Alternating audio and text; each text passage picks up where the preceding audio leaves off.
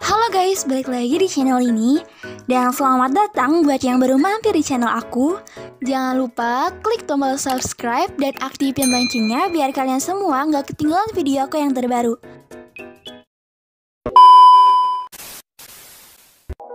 Assalamualaikum warahmatullahi wabarakatuh. Kami dari kelompok 1 kelas 12 IPA 2 akan menjelaskan mengenai materi sumber energi. Saya akan memperkenalkan diri. Saya Wulandari Andayani, selanjutnya saya Darema Damayanti, Hoirunisa Sulistianingsi, Serena Desi Bengki, dan salah satu teman saya sebagai kameramen yaitu Muhammad Fadul. Selanjutnya kami akan langsung masuk materi. Materi pertama akan dijelaskan oleh Serena Desi Bengki. Sumber energi adalah segala sesuatu di sekitar yang mampu menghasilkan suatu energi yang baik maupun yang kecil maupun yang besar. Sumber energi terbagi menjadi dua, yaitu sumber energi terbarukan dan sumber energi tak terbarukan. Sumber energi terbarukan adalah sumber energi yang dapat diperbaharui dan tidak akan pernah habis.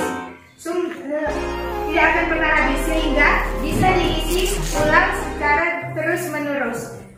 Sumber energi terbarukan bersifat berkelanjutan dan ramah lingkungan. Berikut adalah contoh-contoh sumber energi terbarukan. Yang pertama adalah energi matahari atau cahaya. Energi matahari atau cahaya sangat melimpah khususnya di daerah yang beriklim tropis.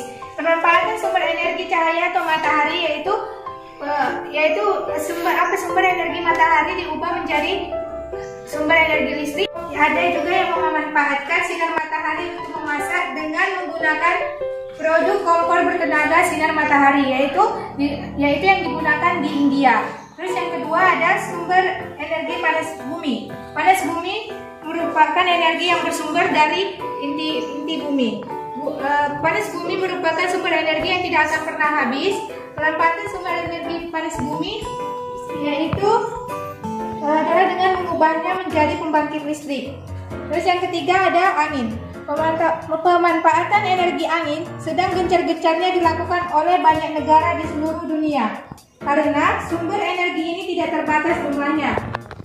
Pemanfaatan energi ini merupakan menggunakan kincir angin yang dihubungkan dengan generator sehingga menghasilkan energi pembangkit listrik. Biomasa terdiri dari serpihan kayu, pohon mati, dan juga tanaman hidup. Yang kelima, energi gas alam. Energi gas alam merupakan energi terbarukan dan yang harganya lebih terjangkau daripada bahan bakar minyak. Yang keenam, pembangkit listrik tenaga air. Energi yang bersumber dari air sudah lama dimanfaatkan oleh manusia karena ramah lingkungan. Pembangkit listrik tenaga air atau PLTA merupakan salah satu contoh pemanfaatan tenaga air untuk kehidupan yang lebih baik. Yang ketujuh, energi pasang surut. Pasang surut air laut dianggap lebih menjanjikan hasil yang maksimal bila dibandingkan dengan tenaga surya dan tenaga angin. Tapi pemanfaatan energi pasang surut memiliki biaya yang lebih mahal, yaitu energi tak terbarukan. Energi tak terbarukan merupakan energi yang memerlukan waktu pembentukan hingga jutaan tahun lamanya. Contoh dari energi ini yang sangat terkenal yaitu bahan bakar fosil seperti batu bara, minyak bumi, dan gas alam. Yang pertama, batu bara. Batu bara merupakan bahan bakar fosil yang berasal dari sisa-sisa makhluk hidup yang telah mati dan terkubur dalam perut bumi jutaan tahun lamanya. Batu bara adalah batuan yang berwarna coklat atau kehitaman. Untuk mendapatkan energi batu bara, kita perlu membakar batu bara. Dan untuk mendapatkan batu bara, kita perlu membuat tambang di atas permukaan bumi dan juga di bawah tanah. Saat ini masih banyak pembangkit listrik yang menggunakan bahan bakar batu bara. Padahal saat batu bara dibakar, ia akan mengeluarkan gas beracun atau gas polutan yang sangat berbahaya bagi kehidupan manusia. Yang kedua yaitu ada minyak bumi. Minyak bumi atau minyak mentah merupakan senyawa hidrokarbon yang berasal dari sisa-sisa makhluk hidup atau fosil seperti tumbuhan dan hewan yang telah mati jutaan tahun lamanya dan berubah menjadi senyawa minyak setelah terkubur dalam perut bumi. Dalam pengolahannya, minyak mentah atau minyak bumi yang bercampur dengan lumpur, air, dan juga gas dipompa dan ditampung ke dalam tangki penyimpanan. Di dalam tangki penyimpanan, minyak mentah kemudian di centrifuge dan diberi tekanan sehingga air dan lumpur juga gas itu terendapkan. Selain itu, diperoleh gas yang larut dalam minyak mentah saat proses distilasi yang kemudian dimurnikan menjadi LPG atau liquid petroleum gas atau digunakan dalam proses pembentukan bensin. Yang ketiga yaitu gas alam. Gas alam adalah bahan bakar fosil yang terperangkap di bawah batuan. Gas alam sebagian besar diperoleh dari metana. Metana adalah gas beracun yang berbau busuk. Gas alam digunakan untuk memasak dalam bentuk LPG atau gas cair. Dampak lingkungan pembangkit listrik. Yang pertama ada dampak terhadap sumber daya alam. Dengan meningkatnya kebutuhan energi listrik, maka akan dibutuhkan pembangunan pembangkit yang lebih banyak. Dan itu akan berakibat pada eksploitasi sumber daya alam yang semakin meningkat. Sumber daya energi khususnya yang tidak terbarukan seperti minyak, gas, dan batu bara semakin lama akan semakin terus menipis sesuai dengan kebutuhan. Yang kedua ada dampak lingkungan. Pembangkit listrik tenaga bahan bakar fosil adalah penyumbang utama gas rumah kaca dan berkontribusi besar terhadap pemanasan global. Yang pertama ada batu bara. Pembakaran batu bara dapat memicu hujan asam dan polusi udara. Hujan asam disebabkan oleh emisi nitrogen oksida dan sulfur dioksida. Emisi tersebut bereaksi dengan uap air di atmosfer, menciptakan bahan asam seperti asam sulfur dan asam nitrit yang jatuh sebagai hujan. Yang kedua ada karbon dioksida. Karbon dioksida diproduksi secara alami oleh alam melalui letusan gunung berapi, pemecahan biologis, dan respirasi organisme hidup.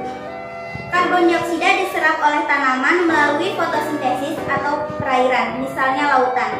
Peningkatan kadar karbon dioksida di atmosfer memicu perubahan iklim termasuk pemanasan global. Yang ketiga ada partikulat. Masalah lain dari pembakaran bahan bakar fosil adalah emisi partikulat yang menjadi ancaman serius bagi kesehatan. Pembangkit listrik bahan bakar fosil memindahkan partikulat dari gas sisa hasil pembakaran dengan backhouse filter atau elektrostatik precipitator. Materi partikulat terdiri yang utama adalah abu ringan. Namun ada juga sulfur dan nitrat. Abu ringan mengandung bahan yang tidak dapat terbakar yang tersisa setelah pembakaran. Yaitu alternatif pembangkit listrik mengganti bahan bakar fosil. Kita memiliki 5 contoh yaitu matahari, biomasa, nuklir, angin, dan juga geotermal. Yang pertama yaitu matahari. Matahari merupakan reaktor nuklir yang besar. Jumlah yang besar akan memancar dari permukaan matahari dan keluar angkasa dalam bentuk cahaya dan juga panas. Yang kedua yaitu biomasa. Biomasa merupakan energi organik yang berasal dari hewan, tumbuhan, dan juga sampah sisa makanan yang dapat diperbaharui. Yang ketiga yaitu angin. Proses pembentukan energi angin berasal dari turbin angin yang mengubah energi kinetik menjadi energi mekanik. Yang keempat kita mempunyai yaitu nuklir. Energi nuklir berasal dari atom uranium yang terpecah di dalam reaktor untuk memanaskan air menjadi uap. Yang terakhir yaitu geotermal. Geotermal menggunakan uap yang dihasilkan waduk air panas yang terletak beberapa mil di bawah permukaan bumi untuk menghasilkan listrik. Sekian, terima kasih. Kita akan masuk sesi pertanyaan. Di sini kelompok 1 dari kelas 12 IPA 1 akan menanyakan pertanyaan kepada kelompok kami. Kepada kelompok 1 12 IPA 1 dipersilakan. Perkenalkan, nama saya Anita. Saya dari kelompok 1 kelas 12 MIPA 1 akan memberikan pertanyaan kepada kelompok 1 kelas 12 MIPA 2. Pertanyaan pertama, kita sudah tahu bahwa sumber energi tak terbarukan adalah sumber energi yang tidak dapat diperbarui. Artinya energi ini sudah saat akan habis. Jadi jelaskan cara apa yang bisa kita lakukan agar sumber daya alam tidak habis. Nah, saya akan menjawab pertanyaan dari kelompok 1 MIPA 1, yaitu yang pertama selektif, yaitu memilih, menggunakan, dan mengusahakan sumber daya alam dengan sungguh-sungguh untuk kepentingan keberlangsungan makhluk hidup. Yang kedua, menjaga kelestarian. Yang ketiga, perlunya penghematan sumber daya alam atau mengurangi biaya eksploitasi besar-besaran terhadap pemakaian sumber daya alam agar tidak punah. Terus yang keempat, perlunya pembaharuan sumber daya alam hayati seperti reboisasi, mengembangkan flora dan fauna secara bergilir, dan masih banyak lagi. Baiklah, pertanyaan selanjutnya. Baiklah, saya akan bertanya. Saya Cici Cidanti Berginting dari 12.1 kelompok 1 akan bertanya. Pertanyaannya, pada dasarnya energi air diperoleh melalui pembuatan bendungan atau dam. Melalui bendungan ini energi listrik dapat dihasilkan, namun di balik manfaatnya yang begitu besar, bendungan juga memiliki beberapa kekurangan. Tolong jelaskan apa saja kekurangan dari bendungan. Saya akan menjawab pertanyaan dari Cici. Kekurangan dari bendungan yang pertama yaitu bendungan memiliki potensi pengeluaran gas rumah kaca yang dapat merusak lapisan ozon. Yang kedua, bendungan akan memblokir perkembangan air di suatu wilayah. Yang ketiga, bendungan berpotensi mengganggu ekosistem yang ada. Dan yang terakhir yaitu bendungan akan mengganggu tabel air tanah. Pertanyaan selanjutnya. Baiklah, perkenalkan nama saya Melek Kristina Simatupang dari kelas 1251 kelompok 1 akan memberikan pertanyaan. Panel surya merupakan salah satu perangkat listrik yang ramah lingkungan karena mengandalkan energi dari matahari. Namun baru-baru ini para peneliti mengembangkan panel surya yang juga menghasilkan listrik pada malam hari. Bagaimana caranya? Baiklah, terima kasih atas pertanyaannya. Saya akan menjawab. Pada malam hari, suhu bumi menjadi hangat dan luar angkasa menjadi dingin. Artinya, jika kita mengarahkan panel surya ke langit pada malam hari, itu akan memancarkan panas sebagai cahaya inframerah yang tak terlihat. Hal tersebut memungkinkan kita untuk menghasilkan listrik dengan menangkap daya dan dapat menghasilkan sekitar 1/4 dari listrik di malam hari yang dihasilkan panel surya di siang hari. Pertanyaan selanjutnya. Perkenalkan, nama saya Govinda Putar dari kelompok 1 MIPA 1. Pertanyaannya adalah, saat ini pemerintah sedang gencar-gencarnya melakukan penelitian. Salah satu penemuannya adalah penemuan rumput laut sebagai sumber energi alternatif. Tolong jelaskan, energi terbarukan apa yang bisa dihasilkan rumput laut yang biasa ada di meja makan berubah menjadi andalan sumber bahan baku energi di masa depan. Saya akan menjawab pertanyaan dari Govinda. Energi terbarukan yang dihasilkan dari rumput laut yaitu biogas dan bioetanol. Biogas dapat digunakan sebagai pengganti bahan bakar fosil yang digunakan sebagai pembangkit listrik. Ya, terima kasih.